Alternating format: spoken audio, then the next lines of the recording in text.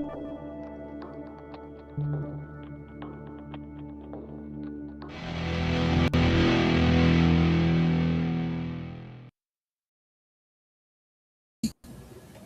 everyone, welcome to Popcast Live. My name is John. I'm joined by Andrea. How's it going? Good to see you. How's it going? Yeah, not bad. Tonight is a little different than normal. Our technical director, Alan, is not around right now. But we thought it was pretty important to get going on some hot tea coverage, some House of the Indeed. Dragon. Yeah. Whoa. My world's just I know. flipped. I flip myself, so at least it looks like I'm looking at you because it was too weird to be like, oh, John. Right. Oh, should I be? Let's see. Not. There we Wow. go. Now we're having a convo. Oh boy. Okay. Yeah. There we are. Well, if you're a viewer, not just a listener, and typically these shows, these Popcast live shows, I say that even though it's like 2 weeks in a row. Typically, these don't go to the podcast feeds. They're just for watching on YouTube or Twitch or something like that, because then we can kind of go anywhere we want. We can show different things, and we don't have to rely on like making sure we fill the space with sound and describe everything and whatever. But we're gonna do this a little closer to the regular show, and that we're just talking about a subject like this, but we're skipping all the extra fun stuff, drink holidays, Indeed. other things we've been watching, and like getting straight to the dragon heart of it. So, I see what you did there. Yeah, and so that's what it's going to be tonight. I will probably put this one on to podcast directories, so you can subscribe to us there. Just going to Popcast on the Rocks. I'm still trying to make sure that this gets like clear and clarified. Sure. Because like our intro right now just still says Popcast on the Rocks. I need to have a separate intro for Popcast Live and whatever. But we'll get there. Slower is better than never, right? Indeed. Slow but steady. Yeah. So, okay. Well, with that little bit of stuff out of the way, House of the Dragon's back. House of the Dragon's back. Season 3. Andrea, are you excited? Having watched the first 2 episodes, I'm absolutely excited. I know when we've talked about it briefly on previous, podcast episodes that we were going to watch it, or we've texted about it and being a little nervous for the season. Obviously, we already know some things that have departed from George R.R. Martin's original, storytelling, original vision for this particular saga. But I mean, so far, I feel like the risk taking has paid off in 2 really, pardon the pun, hot episodes. Hot D episodes to start off our. I mean, I will say my enthusiasm doesn't extend to thinking like everything was, amazing, or that, I wasn't gut punched by some of the events of the first 2 episodes, so I'm not just like, oh, I'm riding a high, so cool, but the episodes were really, really good, I thought, and some very fine acting. So far I see no weak plot points that could play out differently as the season goes on, but strong start to season 3. Okay. So cheers to that.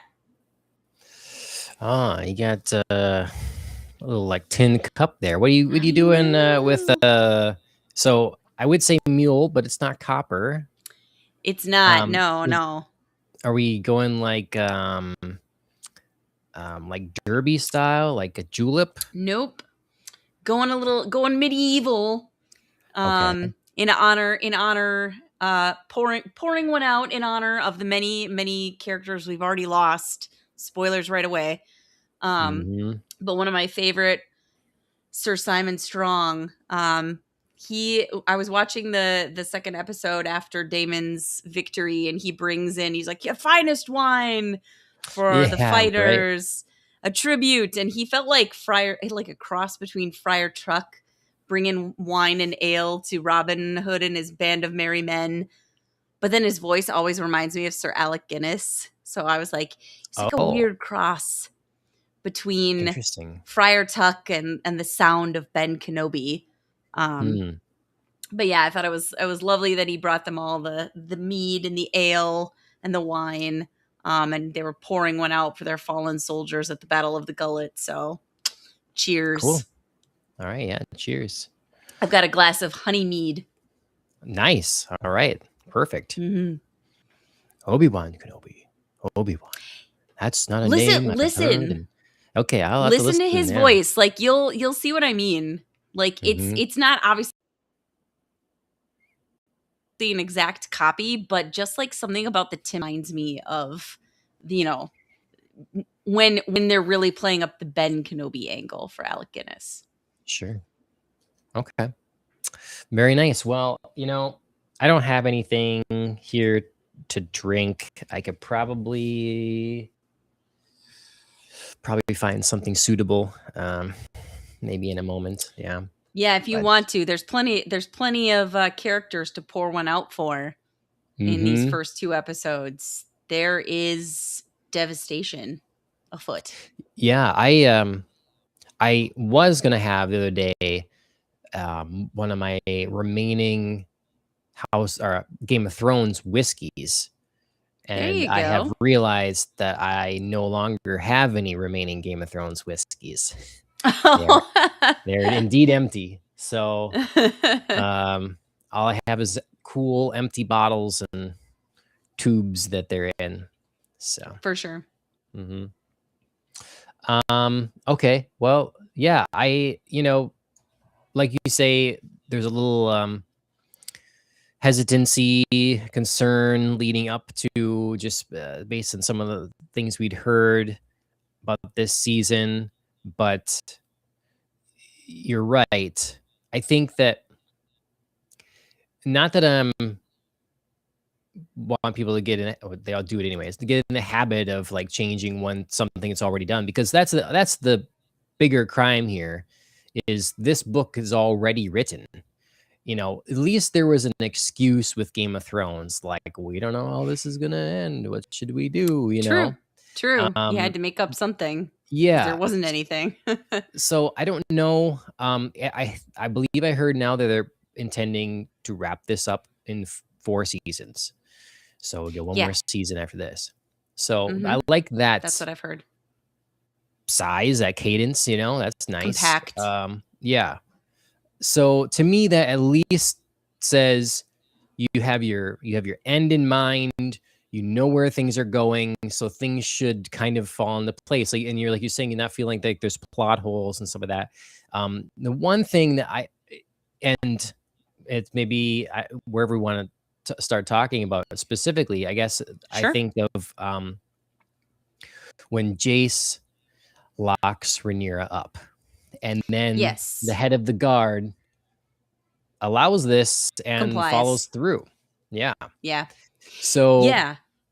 I think we could start there because I think from my understanding there are two, there could be more, but what I know of right now there are two plot points that are changed within our first couple of episodes, and one is Jace locking Rhaenyra up, and then going to fight in the Battle of the Gullet in her stead, and like you said, her Queen's Guard complying and being like, no, we're gonna keep you here. And there's like a different reason because from the book, it's that Jace is going with the other dragon seeds, and they're going to rescue his little brother Viserys, who has been captured by the Triarchy.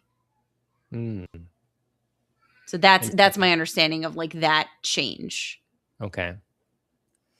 which I Okay. don't love. Sure. I mean, it's if in effect the same thing, like the same basic events of Jace goes to the Battle of the Gullet, Jace miscalculates and unfortunately dies, those Hmm. basic events are represented. It's the motivations behind them that are different. Yeah, I mean, And I don't love it. how different could this event look had we not Mm, had um, sheep Steeler. stealer, yeah, come in and ruin the day. I mean, Mhm. it's, there were still close calls, but things were seemed to be, they're figuring out like, hey, we gotta watch Right. out for these guys. We're gonna get harpooned, all this sort of thing. And Yeah. I mean, looking at it now, you're like, God, what a stupid decision, hot headed. Yep. Why would you do this? But on the other hand, would this have been Rhaenyra? Would we have just swapped positions? Is it could it have very well I been know. the queen that's now dead, and this uprising attempted, Yeah. set things straight is done for? Because that was something that Jay said is like, if you're dead, then this Nothing. whole thing is dead. Like no one will accept me as a ruler, as a replacement, Yeah. when you I haven't I ruled, do like, I do agree with Jace there. I think that Rhaenyra is overly optimistic in thinking like, well, I've made Jace be the crown prince and everybody will just turn to him as king. Like, no. Everybody is like fine with your like open secret of like he isn't a full Targaryen. We all know his lineage isn't pure or whatever. yeah, However much that really matters, that debate set aside, she is wildly over optimistic about the fact that like Jace could just like slide into her place. So I do agree with Jace there. And then the other thing I think about this choice is, looking at the aftermath of Jace's death, looking at Rhaenyra's grief, it's so much more intensified by the fact that like she is, distraught that she didn't go. So I think mhm, that locking her up and preventing her from doing anything and then like rendering her, you know, feeling 1,000 times more helpless in the face of the death of her child is actually a really strong plot point for her, even though I think it's unfortunate that it takes away from some of Jace's motivation. Um, and his kind of heroics from the book, in going to try to save his little brother from the triarchy. Instead, we just get like, I don't think you can trust anything that's going to happen and I need to fight in your stead and we can't lose you. It's a little bit less noble of Jace, even though I get where he's coming from. right. But like I said, I think it serves the plot point of like Rhaenyra, then uh and her like rage and her grief that we see displayed brilliantly by Emma Darcy in the next episode. Mhm. Um, but so okay, so don't love this path as much, but you buy it, you believe it. It's a I buy it. I buy it. character Like I said, I think motivations. I do. We've seen Jace do this kind of stuff before, especially in the show, and he feels, you know, gotta love him, but he feels like hot headed enough. Like they've built up his character and his kind of, you know, his choices to lean this way. So I see it a lot. All he wants to do is protect his mom. He really just is convinced that he's super powered and invincible. Um, Not to say he isn't scared, because I think you can see a little bit of that like childish fear when he convinces Bela to go with him. He doesn't want to totally go alone. He definitely feels braver with her with him. Mhm. But I think there's definitely an aspect of like, maybe I'll be even more heroic with her here. I don't think there's any way he conceives that he could die. Just no Mm, way. sure. Okay. Well, yeah, I think I generally agree. I think I think the hardest part would be with the her guard. What choice does he make Yeah. there? That's Yeah. I can see someone being to it at the same time. I can buy it either way. Um, Yeah, it was a little harder to watch that one, to mhm, see him betray Rhaenyra, because he's not young, he's not hot-headed. That's his queen, not his right. mother, you know. And as much as he wants to protect his queen, I think that as a guard, you just have to step aside sometimes, just be like, I mean, she has to go to battle at some point, so let's just make it the best we can. Not, I'm going to Sure. lock her in a tower like a little doll. um, yeah, and no, so you mentioned it now about Emma doing such a great job with Mm. Rhaenyra here, particularly the Yeah, next episode. I had made note of that too. It's just like that was a phenomenal scene.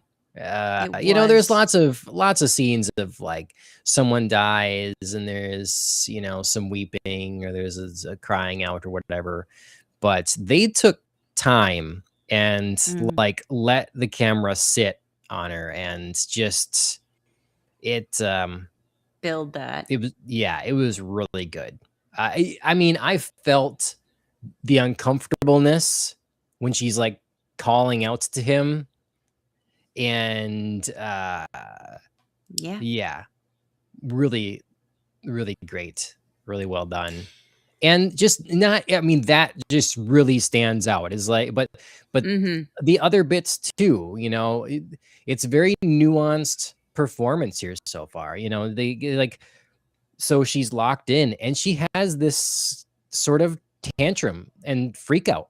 And you see her, her assistant, her confidant now, like, oh man, what are you doing? She's like ripping apart the clothes and stuff and tearing Mhm. and I don't know, there's a real like I don't know, a frailty and vulnerability and desperation about her Mhm. performance. It's I don't know. It's just a nuance. She's a nuanced character Mhm. at this point, and it's going to be interesting Mhm. to see where she goes. I mean, even her approach to the Iron Throne.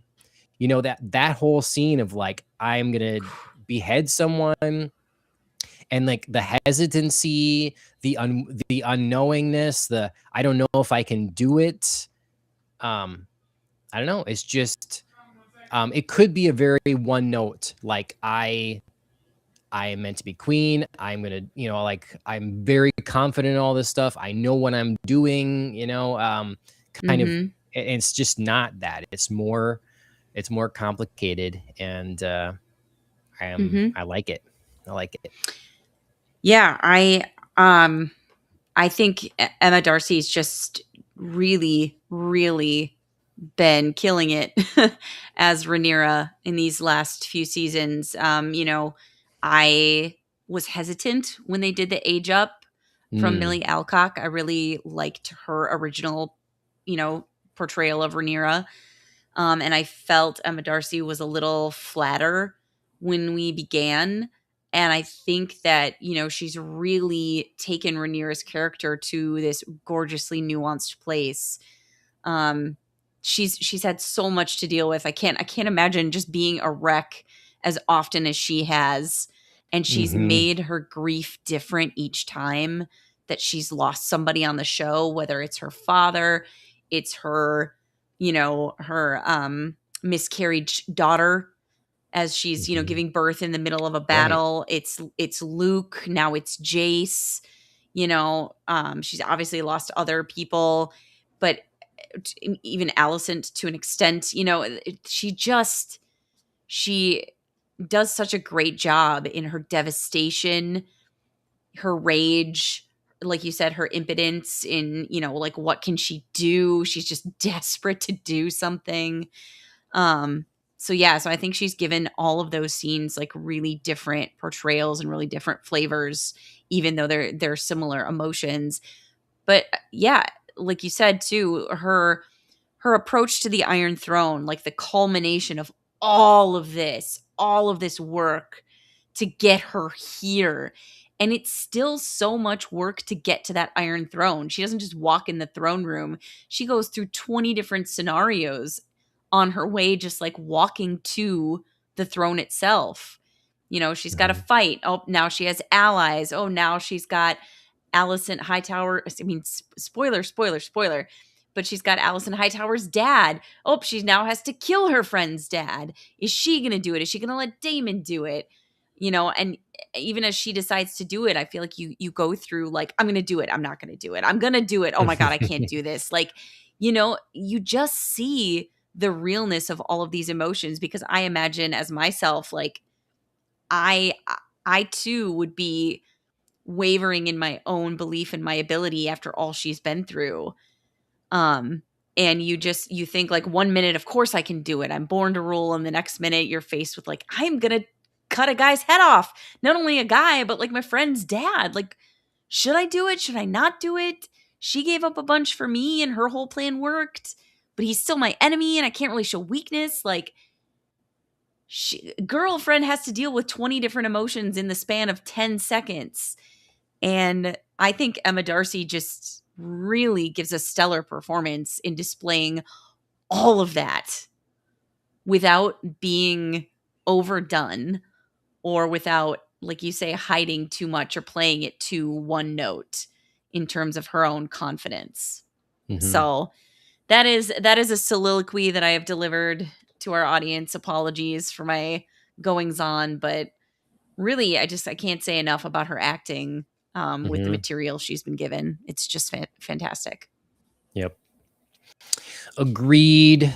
100%. And you've got a lot of good performances here. I will say, Hmm. speaking of being in the throne room here and everything now, it reminds me of a point that that stuck out to me, is like how bold some of these plans and moves are. I mean, obviously for Alicent, Yes, what it feels like an act of desperation, I guess, absolutely. but to imagine that you could, because on one hand you think, oh, okay, yes, we'll get rid of the kid eye patch, Amond. uh, Amond, and so the big dragon's gone. I'm here. I'll tell him to open the gates. It's all good. But then when you get down to the minutia of a little bit, you have to be, okay, we're gonna go to this guard. Like, would you consider this treason? And then, and then trying to like, hey, they'll listen to the actual queen, not just Right. me. So let's get her involved in this. And I don't want to hurt any living creatures. Yeah, those are big gambles so that you can make this work. Um, Yeah. and then quickly on the flip side with Rhaenyra and just bringing Damon in with her. Damon's got to do a lot of heavy lifting here, and then thank the seven, that Yeah. Clever. that they have, that he's formed the relationship with his men that still holds strong yet. Yes. Yes. I wrote I what did I write about that? Yeah, I said Damon's groundwork at the City Watch was well laid. I mean, obviously, it's this season has done some really great work in calling back to some of the early episodes of the series. And I thought exactly about that. You know, like that whole like Damon takes over the City Watch and he makes them the gold cloaks, and he gives them a real sense of purpose, even though at the time as viewers we were like, God, they're like kind of marauding around and they're not being less than stellar. Like, maybe this isn't such a great thing, but it's paying off in spades here. And then, in our previous episode, I was trying to remember why the leader of the triarchy hated the sea snakes so much. And then it was like calling back to the very, very, very beginning, couple of scenes where we have Damon fighting on the stepstones because the triarchy overstepped into Corliss's shipping lanes and started a war. And Damon was like, "Hey, I'll join. I'm gonna get some glory and do some stuff for the crown." So, he's killing crab feeder and he's wearing the driftwood crown. And I Right. was like, oh yeah, that feels like a million years ago. It does. But the episode and that animosity did a great job calling back to some of that early stuff. And I think here, like you're saying, like thank God we had the gold cloaks and that they Mhm. still love Damon from those early episodes, because that was not a great situation for a minute No. there. No. Um, so let's see. I'm gonna get. Do you? It's interesting. Just kind of as an aside, bringing that up, how it calls back to Yeah. some of these things is how far this feels they've come, because that's Mhm. sort of the side effect of them jumping ahead so often. We really have Yeah. had a lot of time pass, Yeah. and I'm gonna be excited to, well, assuming this all plays out in a satisfactory way, I'm gonna be very excited to rewatch all this someday. Mhm. The nice, concise 4 seasons and stuff. Yes. That's gonna be Yeah, great. it'll be fun to do like not a true binge. I don't think I would ever like binge these, but a Mhm. closer viewing to kind of put some of these things together. Yeah. Because yeah, like when we had our Battle of the Gullet and everybody was like, and Lohar was really trying to go after the sea snake, and she's like, I'm gonna burn his house down, and everybody's like, damn, you really hate him. And I couldn't remember why. And then I was just like, right, the early episodes. Mhm. So yeah. Yeah, these things sometimes, a person forgets about that. They Mhm. really are, I think, mostly designed to be watched all the way through kind of steadily.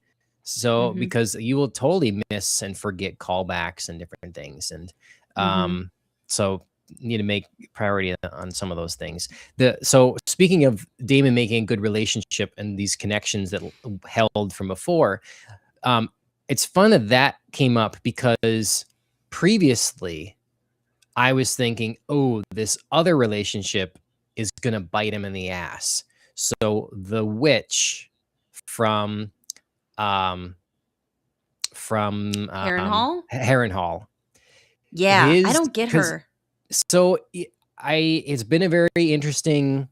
Well, firstly, that was one of our complaints of like the last season. It's like Damon's wasting so much time. But he's getting these visions. He's like, can you, you know, shit or get off the pot, like do Yes. something, Yes. and then Yes. the mind games that we did that he was playing with her with him it was just, I don't know what was going on there exactly.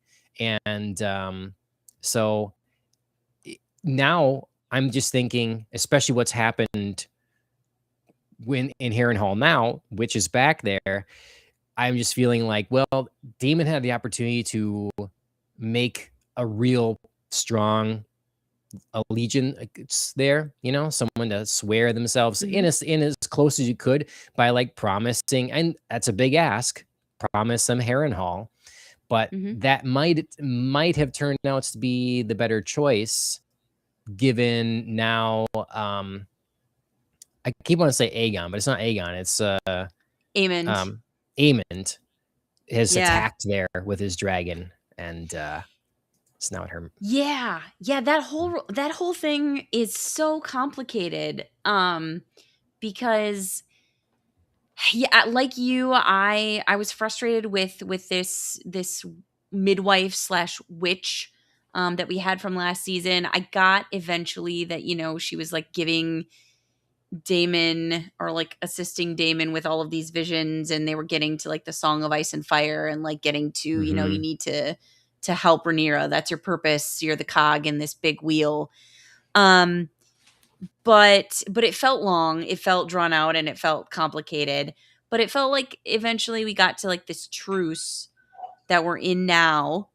Um, and uh, but like you, I was worried about Damon's choice to not give her Harrenhal, even though I felt like I understood where he was like, well, I already have a strong ally there. Sir Simon Strong is the guardian still of Harrenhal. He likes me. He's decent at what he does. What do I need to give it to you for? So I got Mhm. that he was kind of hedging his bets there. He's like, I'm not going to totally spurn you. I'll give you something. I just can't Right. promise that it's Harrenhal. Right. And I was like, oh, I don't know if that's going to be enough for her, but all right, I understand where you're coming from. Mhm. And then, yeah, then we had Aemond land at Harrenhal and basically just be like, oh, hey, look at me. I could be a good target. Over here, distraction. So yeah, so I think that all worked out very fortunately for Damon, especially because it seems I keep forgetting that, Aemond and Damon are like analogs for each other. I mean, they just go through so many similar things. They have similar personalities. They've got similar like mommy issues happening. They've got similar battle styles. Now they're literally going through the same motions that they went through at Harrenhal. Aemon's Right. crash through the doors and interrupting the Strongs at supper was very Damon. Yep. Except now he's made a different choice, unfortunately, to kill the Strongs, which don't be looking too good for him. Right. Because he's earned himself both possibly a mortal slash through the ribs, the backside of his ribs, and also the ire of the Witch of Harrenhal. Mhm. But yeah, just so much there. Yep. I just can't even Right. believe it. Oh, sorry, I just totally missed it. Hi, Nope. MJ. Yeah. MJ is in the chat. Hi, Welcome. girl. Been a long time. Have you been watching House of the Dragon, MJ? Let us know if you are. I think you were up on Game of Thrones, but I'm not sure. Miss You have not. you. That's you should get on that. Definitely need to see your face soon. You have no streaming stuff. Well, then you got to pick up the DVDs of like the first 2 seasons. Thankfully, unlike some services for some shows, they still put them on DVDs and They do. So, Just coughing that hint out to the universe. yeah, no, I mean, last I heard from you, I know you were working on health stuff. Girl, That's that's great. awesome. Losing weight. It's perfect. I hope you're feeling well as well.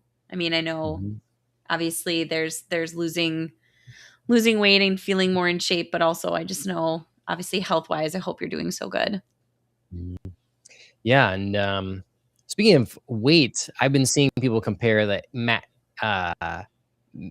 Smith having put on weight, kind of trying to bulk up. Yes, I see that, and I also think they like did some makeup and maybe possibly prosthetic enhancing. Like a Really? slight Hmm. build on his chin. Do you know what I mean? Like I just feel like the whole jaw felt fuller and I couldn't tell if it was truly the result of him bulking up or if they just like it didn't look bad. I didn't think like my god, like his face looks different. I just wasn't sure if maybe they were trying to add some fullness to give that impression more in his face. You Okay. know what I mean? He doesn't Well, look different. He doesn't look like he's had work done or anything. I just thought it's possible.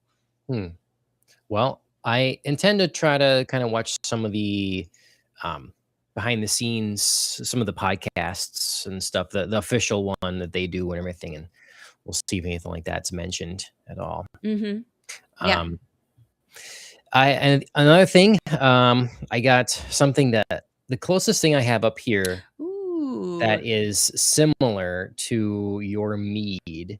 Yeah, same color for sure. It's this Akashi Ume. So it's this like plum wine, plum Oh, whiskey, there you go. plum whiskey, but it's pretty sweet, So it's Mm-hmm. plum's not honey, but yeah, Yep, I've got mine's I was looking at the bottle. It's a orange blossom honey mead very nice. from I'm Camelot even more Vineyards. ready for Renfest now. I know, right? We were talking this last weekend about me wanting my long hair back. Yep. Ashley says no. She says no.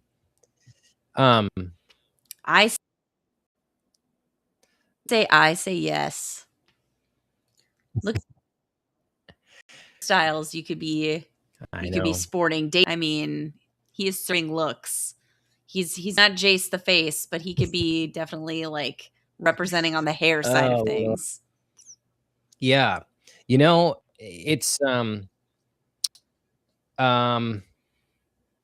when people talk about good-looking celebrities or people or whatever, Matt Smith is someone that I would bring up because I like people that are unique. Yeah. Mm-hmm. Matt Smith is when you look at him, he is not just like, oh, look at that model.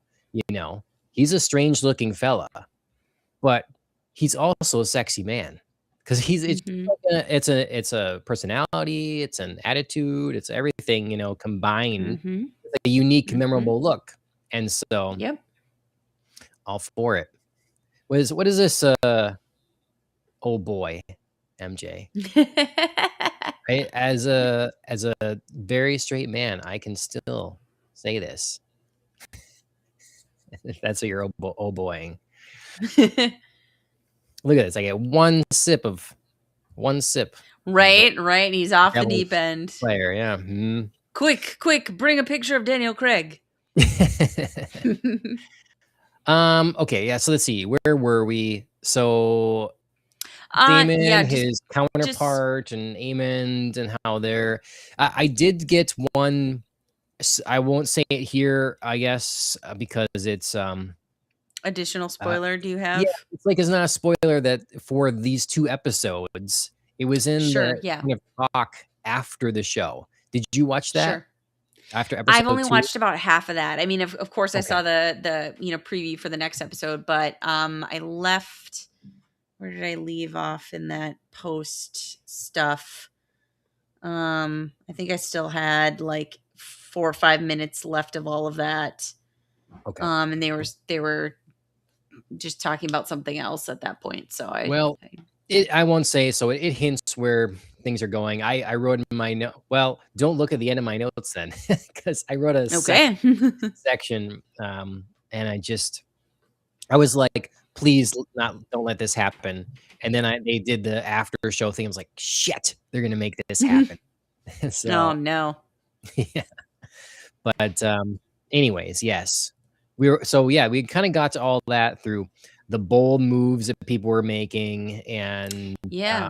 and then yeah, I wrote his name down so I can freaking remember it. Amond storming in the Heron Hall, and just the relationships and how Damon's relationships have paid off, but this one may end up biting him.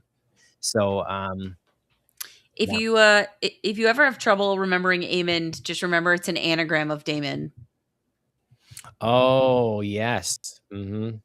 I I don't just realized that as I remember was that exactly, typing. but maybe. I realized that as I was typing my notes in this episode because I was talking about like how weirded out I was last season with Damon dreaming about his mom and them like kissing, and then like obviously in our first episode we had the world's Yeah, most awkward kiss between let's talk about Alicent and Amond, and I was typing their names, and then I was like, "Oh, that's right. They're like an anagram because they're like rivals and foils of each other." And also, like, I Mhm. can't get over the grossness of this scene. It's just as gross as Damon's. But very different because Damon's is Yes. conjured or he's influenced, he's Yes. not a Yes. fan of it. Right. Well, it was like his subconscious, Right, it wasn't even like a real thing because we technically weren't watching two actual people do right. this. Whereas, like, for Amond and Allison, we watched this happen in real time and they each, were beings with their own free will and autonomy. And Yeah. Allison was free to give us the most grossed out face as she's just like, I can't believe this is happening. I have to let it happen. It's my son. Ew, ew, ew. Which we all were thinking. S so, yeah. Oh, speaking of acting, though, well acted again. Oh Like, yeah. I Yeah, Olivia I Cooke mean, did great. Her yes, her facial expression for only seeing like this much yes. of her face, Yes, Great work. profile. Mhm. Because the minuscule, like, pull away, but, like, the instant brain recognition, I can't, Mhm. like, this is gonna The eye happen. twitches. Yeah, Yep. so perfect. So So perfect good. So because, good. you're in that situation here and you're like, you're right, you can't recoil in disgust. Or what's more important, your plan, which hinges Right. on your psycho son going to Heron Hall, or you deal with it. And Right. Or breaking this kiss off that's already happened, like, yes, earlier. so Saving yourself those few seconds of lips touching. so to my understanding, again, this doesn't happen in the book. Um, but I will No, say, I don't think this particular, but I think something similar happens okay, yeah, where I think she deceives him and into kind of doing something. But yeah, that's the other big plot point that's changed. Like mm, Alicent surrendering King's Landing is not in the books as far as I am aware. Like mm, this overarching plan is not. okay. Um, do you love my notes for episode 1? Yes, so extensive. I really peeked inside your psyche and Yeah. got a little insight. Yes. One line, yep, mhm. One line. That's all that needed to be said. I was Yep. I was in it, so I tried to do more on episode 2, but, um, yeah. So, that happened, well played, acting-wise and by in character Alicent, because if for your plan, that's the right move. Mhm. She, I don't know, it's really, unfortunate for her in the path that she's been pushed down, and then also the things she's chosen have Mhm. compounded this in that the way that she's seemingly seen by other people, because we have her first as a child being groomed to get the family in, to get Hightower family in, and like she's, a kid, so awareness is mixed on what's going on here. And certainly not thinking, how conniving your father is. Moving into that path, continuing doing the best she can, but then we get her dalliances with what's his face, douche nozzle, that's Oh, off, Kristen. Kristen Cole. And then we see now her son that has mother issues, which we've known of. And so that's where this doesn't come out of nowhere. Though it's shocking, it Yep. doesn't come out of nowhere. It's like, oh yeah, okay. Yes. And then we have another dude from the council try to grape her. So Yes. it's it's not on the like sexual Mhm. front for Alicent. It's been a rough go. Like for that kind of nature and her being used that Yes. way, and then like I Yes. say, it's been a rough And go. yeah, so several things to add there. Um, starting off with Kristen, he can just get off my screen. He is so boring. I don't see his point at all anymore. He Oh, doesn't even seem to you care. don't like his Like, philosophizing? oh god, he was so just like, "Oh, men are going to do what they're going to do." He was so lackluster and Mm. so just like, why do you even care to even be part of this? Just go die somewhere. You don't care, doesn't care, like boring. The sooner he shuffles off my screen and the mortal coil, the better. He is so over.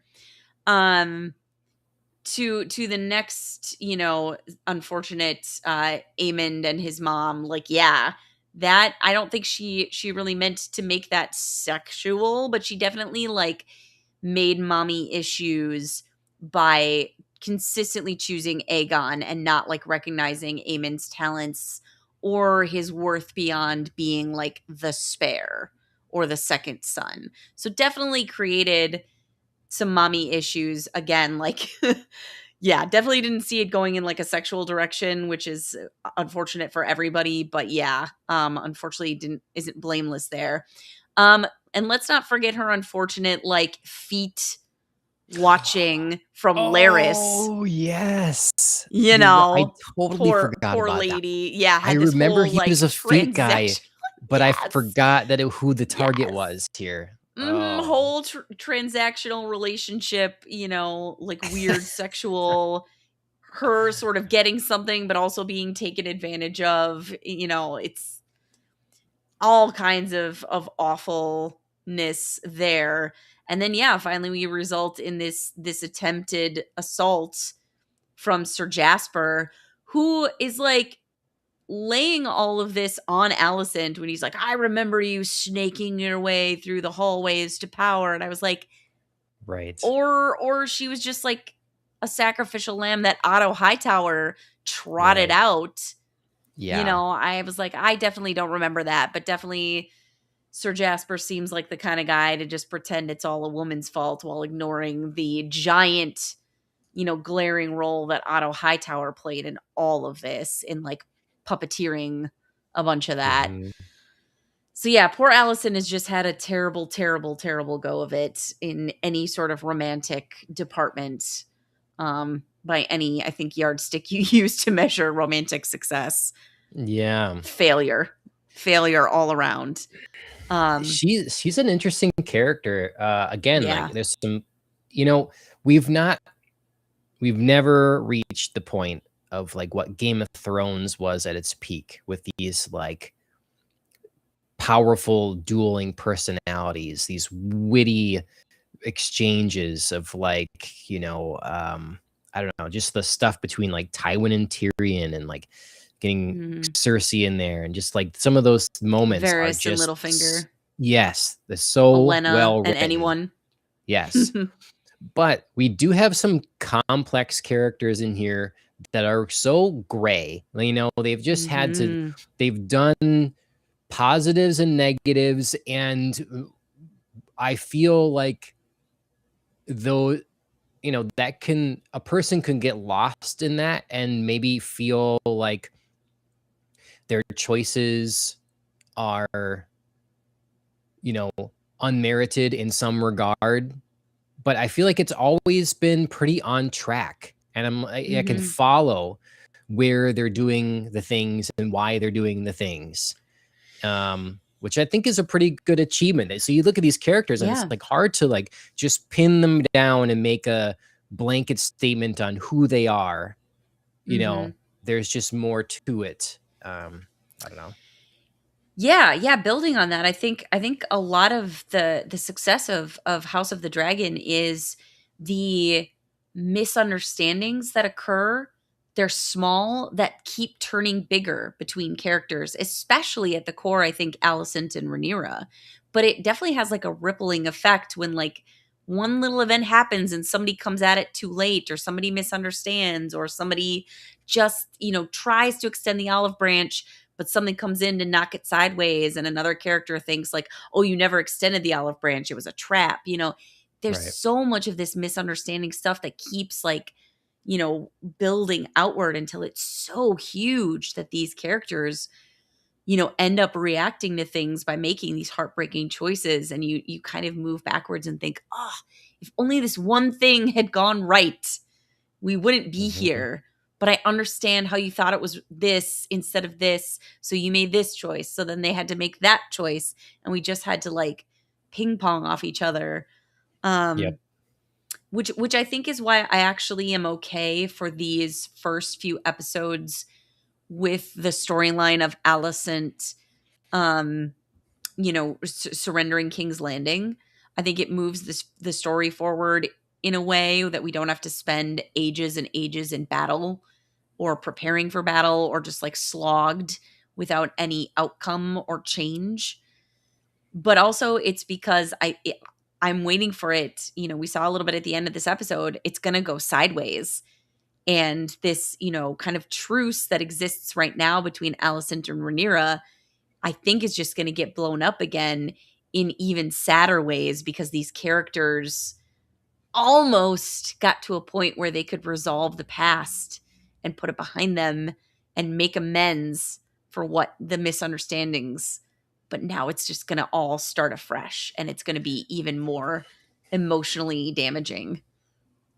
I don't know. Yeah, I don't know. I mean, it's my hope. It's my hope. Okay. Obviously, you know, this could You don't hope for definitely go off the rails. the old towards girlfriends to like later. get back together and like kumbaya and Yeah, I doubt that, unfortunately. okay. But Yeah, you I know, don't know. but I think for now I'm envisioning kind of an emotional a payoff in a way that's going to be heartbreaking and so interesting to watch. Mhm. Yeah. I'm very intrigued.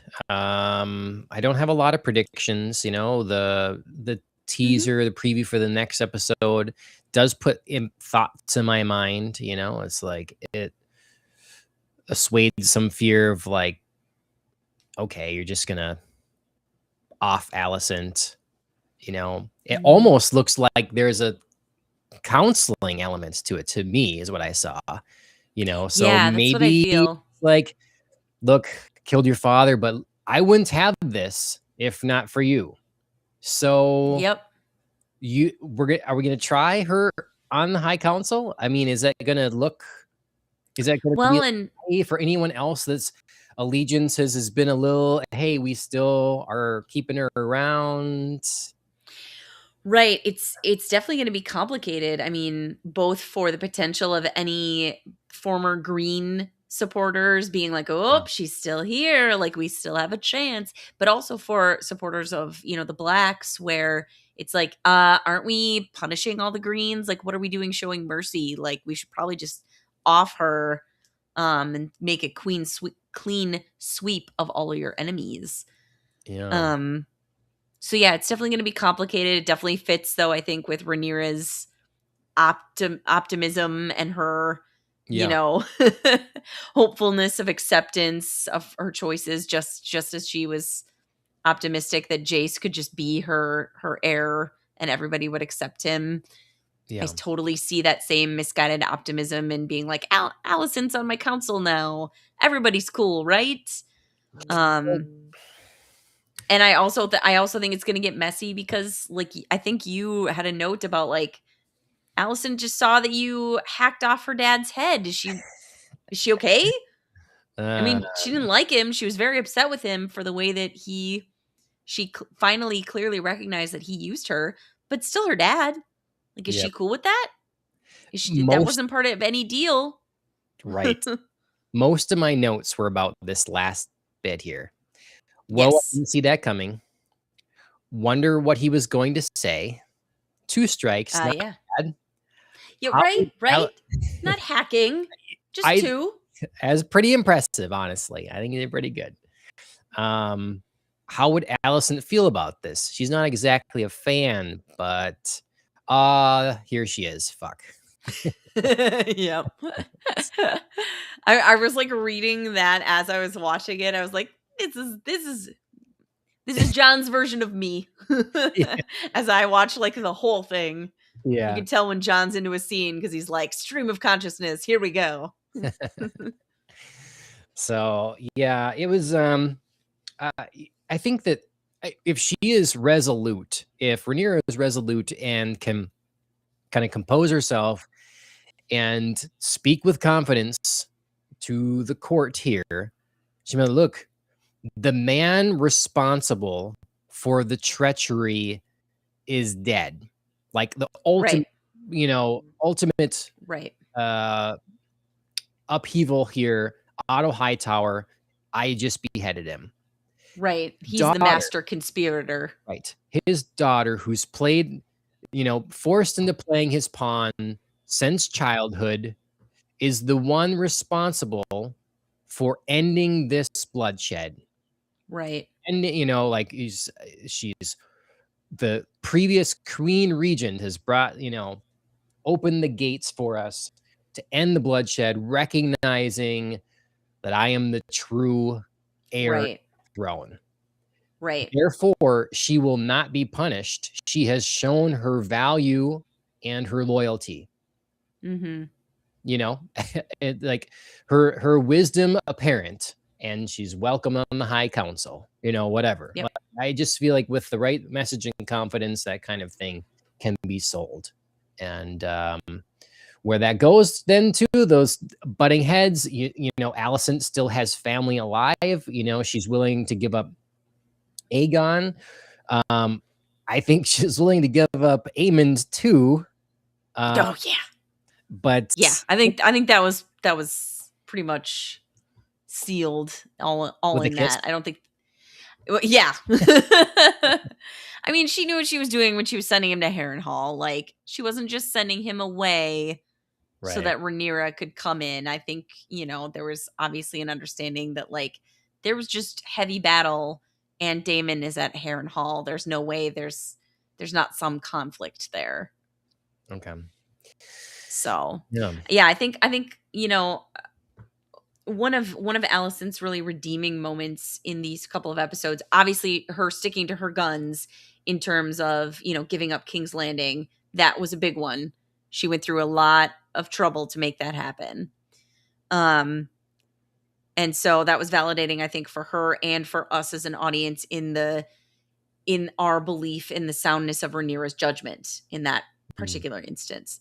But also I think in her interaction with Helena, where she basically is like, I totally screwed up as a parent with your brothers and they're gone. I can't do anything. I totally effed it all up, but not you.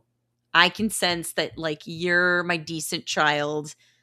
Right. And I loved her line um where she says, I think now not of what you might deserve, but what might make you happy, which is basically her just admitting, like, before I was all about ambition and I was thinking about, like, oh, my children deserve the world. They deserve thrones and jewels and, crowns and all of these fancy things and castles. And now I'm just like, that was me. That was all me just kind of effing it all up.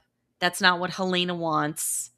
Right. She, I have to pay attention to what you want, and what you want is out of this. And so because you're a good kid and I'm finally getting my head straight on as a parent, let's get out of here and let's Yeah. do what you need. So that was That's just a gut punch as a parent. Just that yeah. line right there was like, oof, oof. I totally get it. I'm glad that there's like these kids aren't kids anymore, because then it would hit too hard. They're like older and asshole, Like, Yes, yes. yeah. Um. Okay. Well, I mean, I kind of covered my notes mostly. Um, Things that sort of stood out to me. We covered the acting. I guess we really didn't talk about the sea battle. The sea snake Yeah. and Yeah, true. That is, I mean, his sons, and sort of the attempt at recovering that relationship. And I think progress made mhm. there. We're left with, like, he actually lives, and he gives Yeah. his name to his bastard son. So yeah. Yeah, yeah. I mean, yeah, the Battle of the Gullet was so impressive. It was madness at the beginning, just sheer when they actually encountered each other, just chaos everywhere. I was like, holy cow, the visuals here are so overwhelming. And I feel like they knew how to play it between those huge, stunning, like, sprawling fights between so many different vessels, and then, you know focusing in on Corlys and that, like, nail biting ride through the dragon's teeth trying to lose Lohar, and then that epic confrontation between him and her, but then, he's lost, so Alan comes in and has to finish her off. um and yeah, you see, like, he clearly has conflicting feelings. He's like, oh my god, father, but also like, oh my god, like, am I gonna lose him? I don't know, maybe I lost him. And it takes, I think, that conversation with Bela, surprise, surprise. I thought theirs was a really nice moment in episode 2 where they do some healing without Corliss. Um, and they just sort of like come together and have like a softer moment as a family and being like, I'm sorry your childhood was so rough because of my family, but you are my family. And I think we're all finally recognizing that. And we're sorry for the time that's been stolen from us and the lack of respect that you got. So I think the kind of like softening from Bela goes a ways towards an easier moment when they first find Corliss, and then when Corliss is like, I'm giving you my name if it means something to you because I have nothing else for you, but I want you to have something. I think Bela kind of eases Alan into that moment. Could the pessimist be like, well, his wife's dead, so Totally, totally. I mean, I was thinking that even as now I was saying it, I was like, I mean, it's so little, so late, yeah. and it's obviously easier to do now that you don't have a house, you don't have treasure. I mean, maybe there's something, in the wreckage of Driftmark. Um, but yeah, that you don't have anything, your wife is gone, the rest of your family is, scattered. You only have your two granddaughters, like, and now you throw Alan your name. Well, because Baylor was kind of May sick feel a little in a shabby. way, to probably not remind his wife, Raina? No, is that her name? I forgot what his wife's name was exactly. It was very close to Renice? Kira. Bernice, yes. Now that because to not remind her of your infidelity, you're out the picture. And, yeah. So, I mean, look, I think he can understand the complication here, especially given the time. Again, looking at it from our standpoint today, it's far less accepting. I think for a lot of people at that point, it's like it's the same as the witch asking for Harrenhal. What's your name and title and what like Mhm. who are you? Of course you helped us. Thank you, peasant. But like what? So Mhm. it's when blood and name and honor and all matters so much. Um, Not that it's nice and good, but not unexpected. And so Yeah.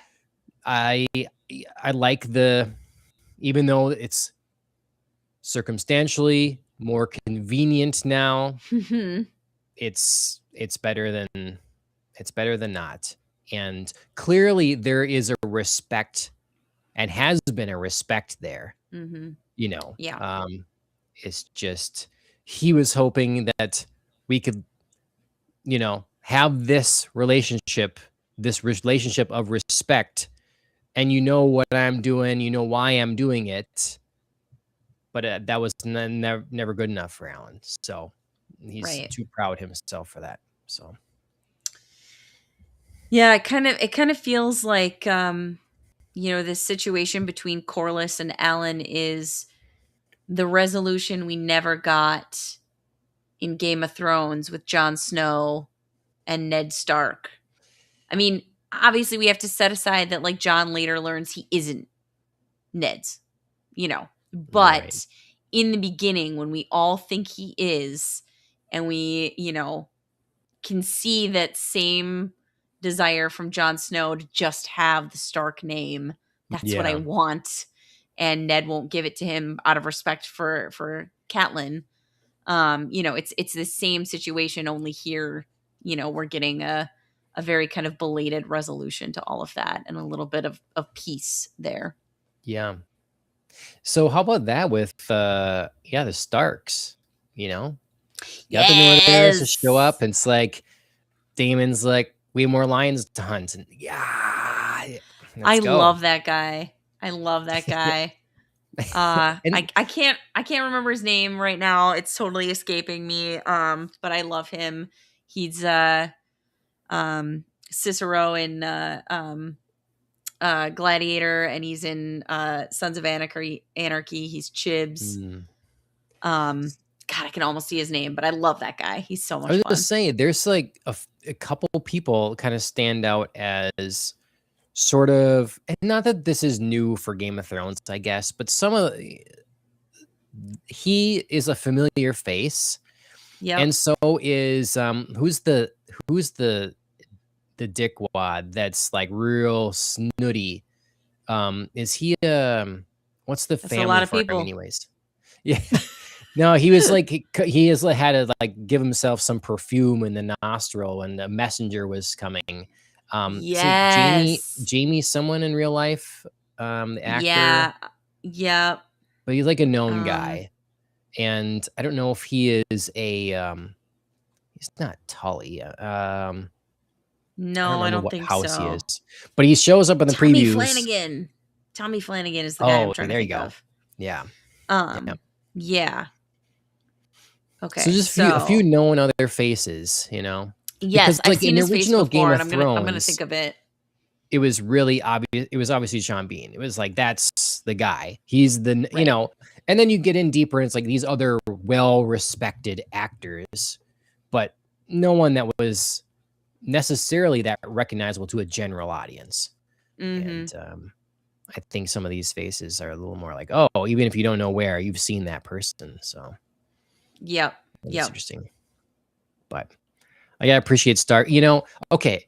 This, we certainly, if there is more on the episodes, you've got, we got a little of the battle, the craziness.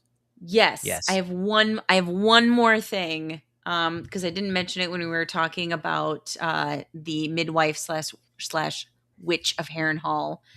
The other crazy choice that I'm not getting out of her this season is her visiting the dragon seeds and bringing that pumpkin guy, and she like freaks them all out when they're waiting for Vagar, and she like shows up Oh, and there's that like creepy thing, and they're like, "Ah, we got to get out of here."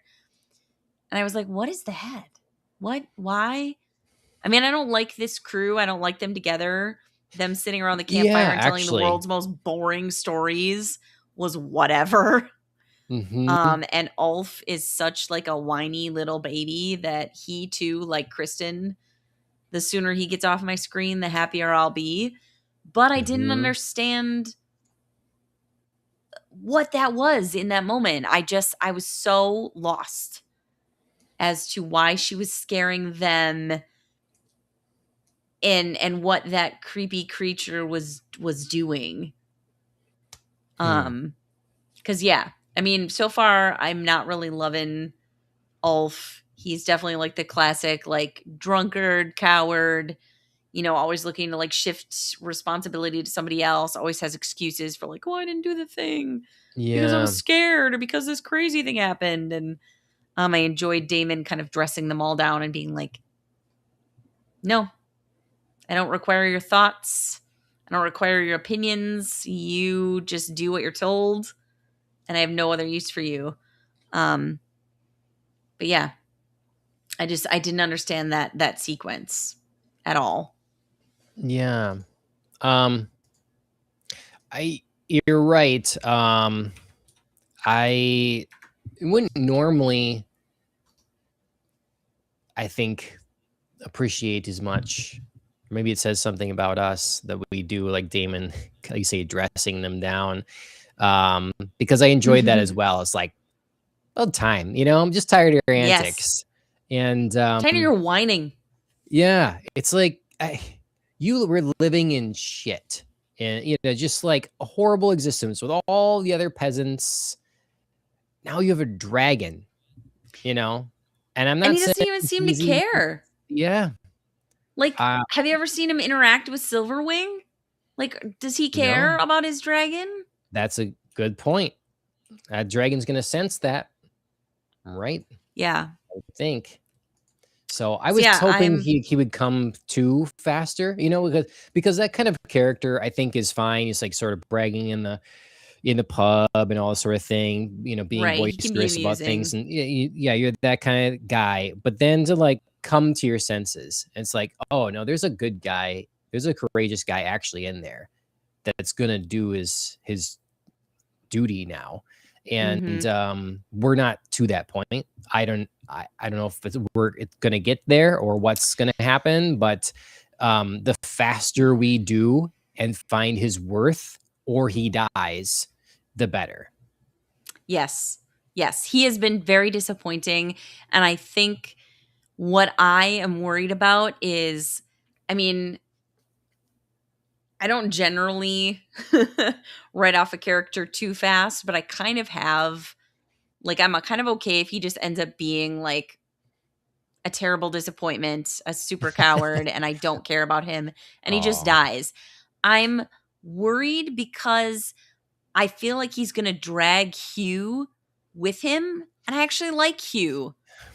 He seems like he might have more potential to be of value, like a courageous fighter, wanting to prove himself. He's got a family, so I don't know, biased. I kind of like him a little more.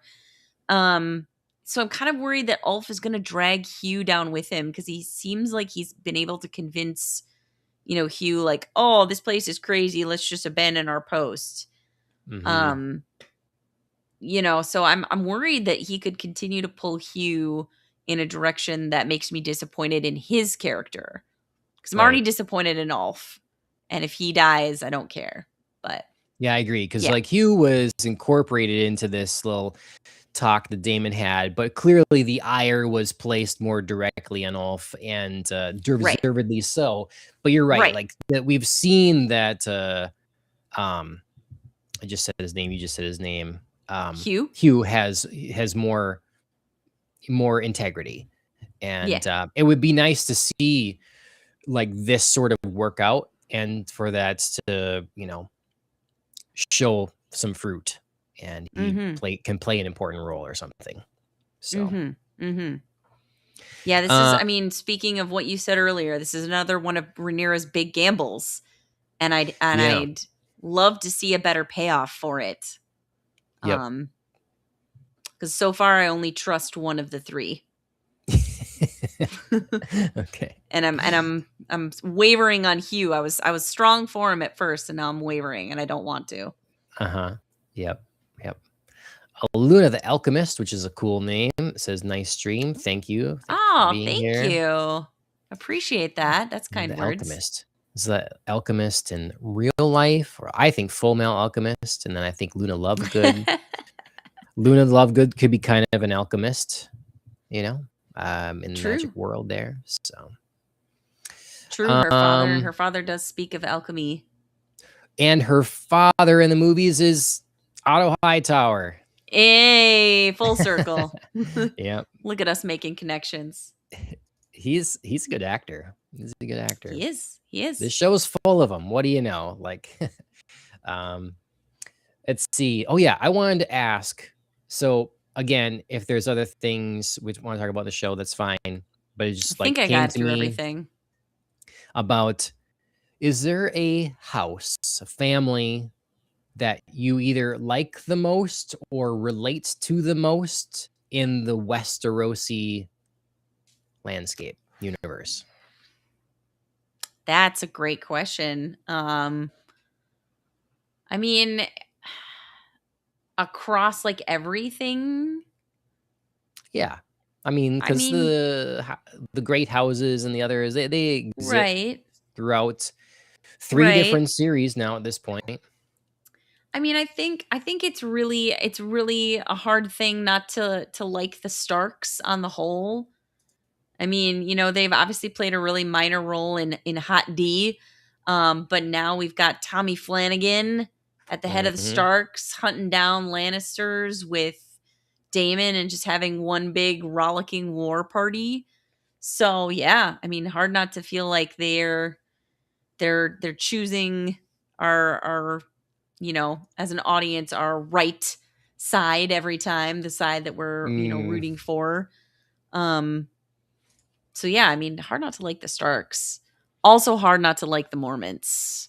Both older okay. in Jorah for a majority of the time, and younger Lyanna.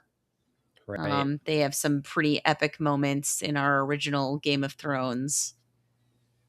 And I think they've got a more minor, but still they're like the Starks in Hot D, playing minor but good supporting roles for the Blacks here. So Hmm. everybody else is more a little more complicated, I think. Okay. All right. It's fair. I mean, I feel like, you know, it's it's unfair. We just brought up Potter. We can say in in Game of Thrones world, we think it's like the Starks are Gryffindor and the Targaryens are Slytherin. Mhm. And so everybody's favorite houses are gonna be one of them or something. And but Which is I am hilarious since like the Lannisters are the lions with the like red and gold banner, but yeah, yet that's true. they're the bad guys.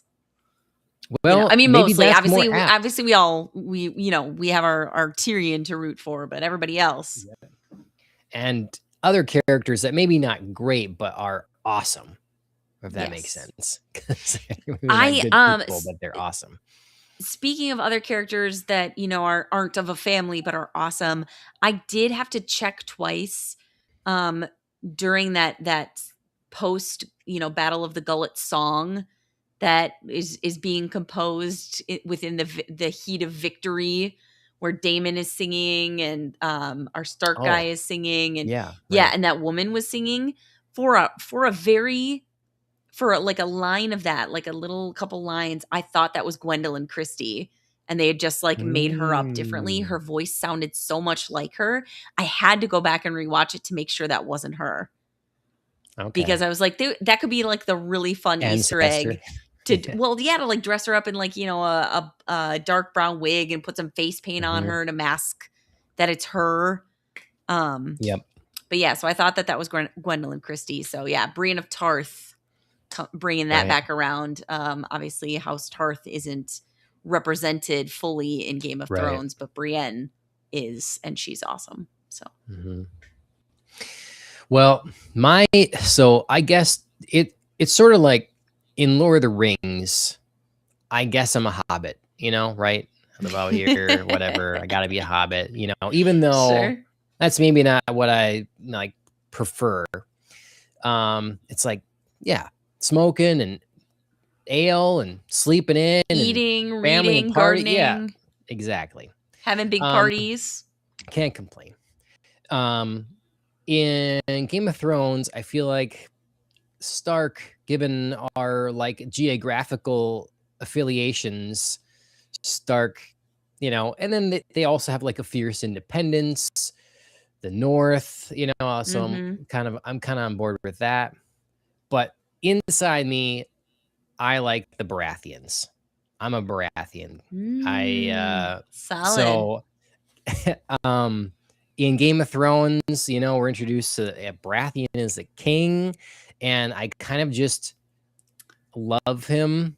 Um I mean, what Robert's awesome. I'm assuming mhm, you're like saying true Baratheons and excluding like Joffrey, of since he actually course. isn't any Baratheon Of at course. all. Okay. Yes, Just yes, of making course. sure, because obviously his name is, Baratheon in name but only, yes. yes. No, So yeah, so like Robert, Gendry. yes, particularly two people. One is Robert, who maybe at the top initial viewing I didn't think so much of, but now I kind of just really love him. Like the laugh, the Mark sort of Addy, great like actor. the sort of just you know look at this shit.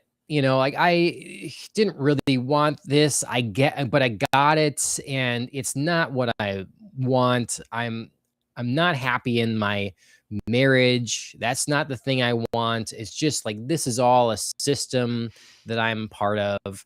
It sucks. I'm gonna drink and hunt and whatever.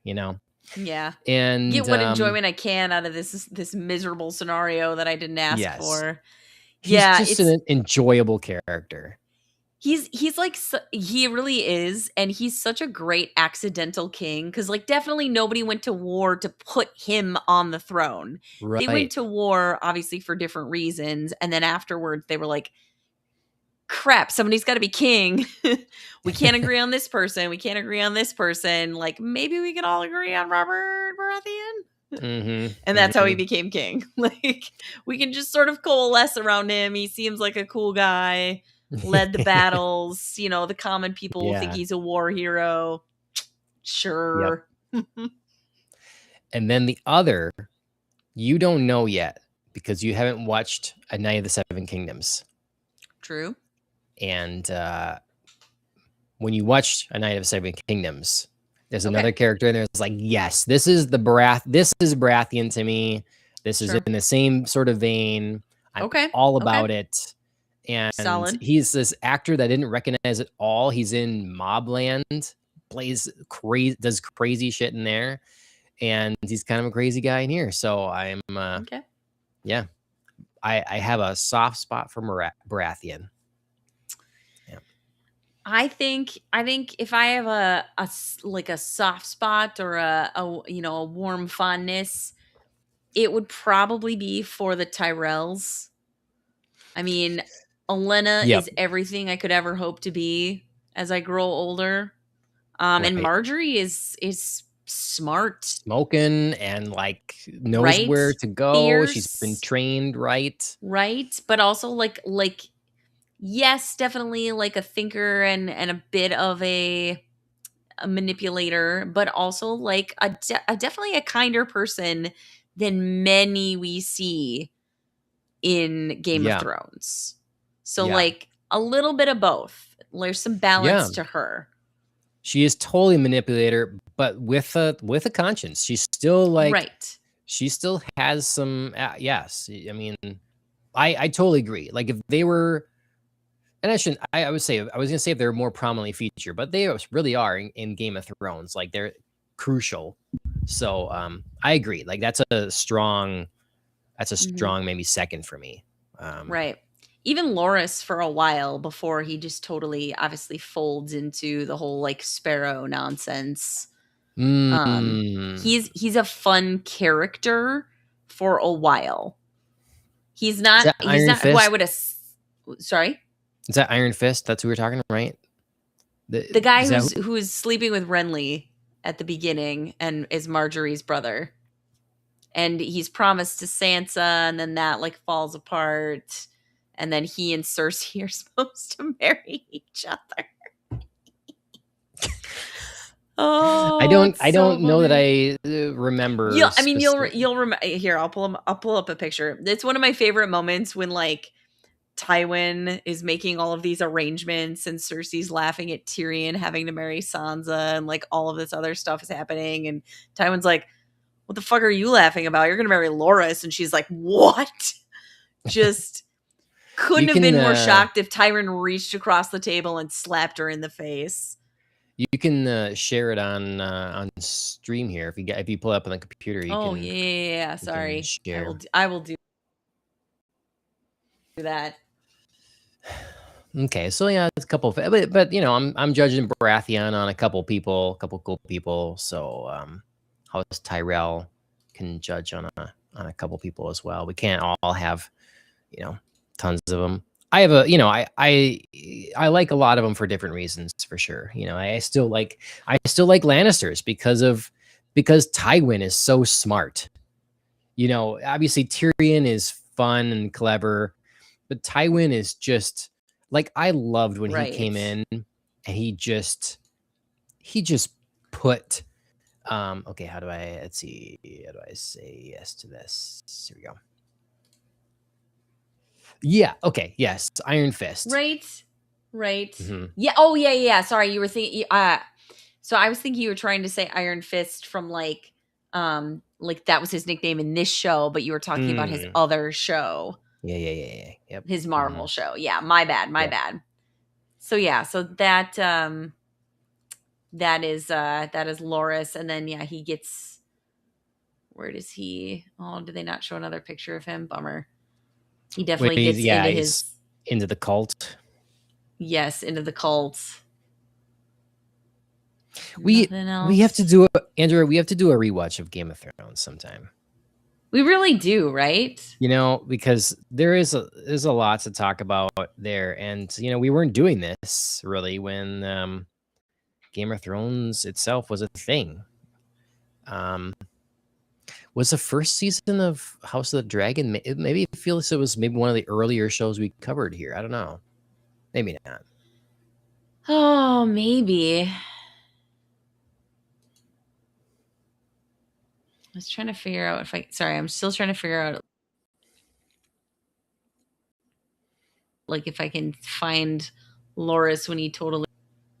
Oh yeah, There he is. there he There is he when he is. gets totally different. Yep. And there's so much. That's when he becomes like unfun, but like not his fault. The whole cult is obviously not great. But Yeah. Sir Loris changes greatly. He's not like the same person, so I don't count him as a Tyrell anymore. So Yeah. I'll stop sharing. Hmm. So Well, so to me, the Tyrells are fun. Obviously, like you said, the Lannisters have their own moments. Tyrion is great. Tywin is a master genius. Jaime and Cersei suck, but what are you going to do about that? well, I thought about getting like a box set of Game of Thrones, but like they always do a box set after they used to after each season came out, basically. Sure. So I would find one that was seasons 1 through 5, I think, because I think that's where we've talked. Like 1 through 5 are solid.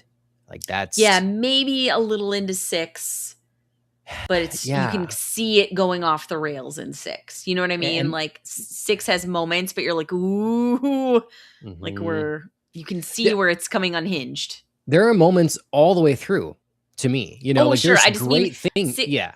yeah, 1 through It's 5 is like universally solid, and then yeah. 6 is so much more like back and forth, and then 7 and 8 are like held together by moments I still rather want than like an ultimate project.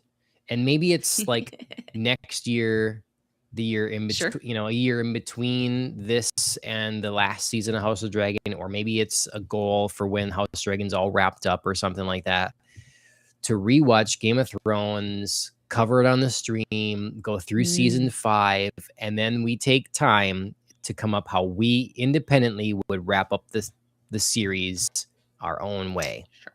Sure. And like, because that's the challenge. How do you do it when there's nothing there for you? What's more satisfying? And it had to be all the bullet points, and then we can share our ideas, and then we can feed those ideas to AI and see what it thinks and what it would Sure. present. Sure. Just Sure. See I don't who's know. close. I think that'd be fun. It would be fun not only to rewatch the show Yeah. and to get all those memories back and like see things we didn't see before, but then also create creatively to like Mhm. sit and ponder, and figure out, because like I did that with Star Wars, like where I would go with Star Wars. But I feel like it would take longer with Game of Thrones, honestly, to really It wrap it would. up. I mean, there's so many people and there's so many, very big plot points. Game of Thrones obviously couldn't wrap them all up, so some of them just got left. So it's, how many of them do you pick up all of them? Most of them, Yeah. Do you Yep. go Game of Thrones style and just pick up some?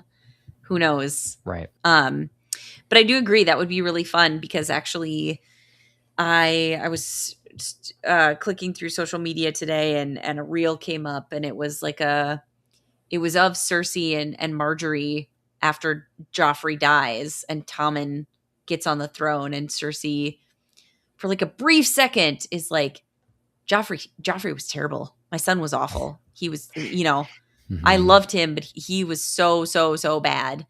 But Tommen's good. And Marjorie, you should marry him because I think you can help him. And it was like, whoa, I forgot this like brief moment of humanity that Yeah. Cersei had throughout So what all of happened? her suckiness. Yeah. Yep. Yeah, I wouldn't think of that either. Yeah. Hmm. I mean, it was just like a random moment that I completely had forgotten about. Yep. Completely forgot that she was ever in favor of Marjorie and her marriage to Tommen. Yep. Okay, well, you know, the last bits of Game of Thrones really killed my passion for it, and I have to say, I'm pretty surprised that House of the Dragon, and then for sure, A Night of the Seven Kingdoms really kind of brought it back, and it's pretty impressive. It does what some other Star Wars stuff has done. It's like managed to be good enough and separate enough that I can enjoy it and be excited. And you can see that there is a lot of passion yet for the good days of Game of Thrones. It's almost a Star Wars element that way. And Yes. so yeah, it's fun for this to have the sidetrack, and I'm excited to see what comes in future House of the Dragon here. I hope they can manage Night of the Seven Kingdoms without too much of a delay, because I heard they had to move set for weather reasons. It was gonna be delayed there. Yeah. And even though they're changing a lot of stuff from the books in this, and that is potentially unfortunate, it really makes me want to read the book. So I don't think I'll ever read A Song of Ice and Fire, being it's incomplete, but the completed works. So this stuff with that A Night of the Seven Kingdoms is based upon, and then this Fire and Blood stuff. I'm excited. I want to read that as well. So yeah, for sure. Yep. Okay. Well, that's been a Popcast Live, kind of a Popcast on the Rocks retrofitted into a Popcast Live, so we can keep going on this House of the Dragon train here. We didn't have our normal sort of like what are the drink holidays, what are we watching, all that sort of thing. We'll be back with that next time. It's a lot of great stuff coming up here. We need to, on the anime show, Ohio Anime, talk about probably Frieren, being we just concluded our discussion on season 2 of Hell's Paradise. So we have season 2 of Frieren to talk about before other crazy stuff happens there. So if you're just on YouTube, you can search out Ohio Anime. Otherwise, those things will show up in your feed on other sources and on podcast directories on the Popcasts on the Rocks channel. The on the regular podcasts, look forward to more House of the Dragon as that continues on, but also tomorrow, the first 3 episodes of X-Men 97 season 2 premiere. So it's going to be an interesting, crazy time here. The plan potentially is to manage an episode, a regular episode that covers an episode of Hot D and an episode of X-Men 97, but this 3-episode premiere of X-Men 97 may warrant its own thing. We'll have to see how we can fit it in. So anyways, those are the things we're presently working on. And we've got a card unboxing to finish. It's right here. I was thinking earlier, it's like if things wrap up here earlier, we can like open a few more packs, but I'm like, that's not going to happen. So much with all this stuff going on. It's not going to happen. So much to talk about. Yeah. These, like I said, these first 2 episodes just came in real hot. Yep. So much. Yep. Okay. Well, thank you everybody for joining us. We had Luna the Alchemist in chat. Thank you for being here. MJ, thank you for being here. Glad things are going well. Appreciate it. I don't know if MJ is going to get back to streaming ever, but she does have a channel. Killing the Flower, they wrote our theme song for the main show, Popcast on the Rocks. That's Killing the Flower. You can find them on music streaming services. Mike Bryant Racing, you want racing content, real life race car driver, you can follow him. Peter J. Gilbertson, his books are available on Amazon.com. And Chief's Bourbon Cabinet on Instagram and YouTube if you need some bourbon recommendations. So that's what we got for tonight. Thanks, Andrea, for peer pressuring me into consuming more alcohol. I didn't need more of it. Just couldn't let you Anytime. drink alone. Couldn't let you drink I alone. That does appreciate happen to that. me. Cheers, buddy. Yep. All right. See everybody later. Bye.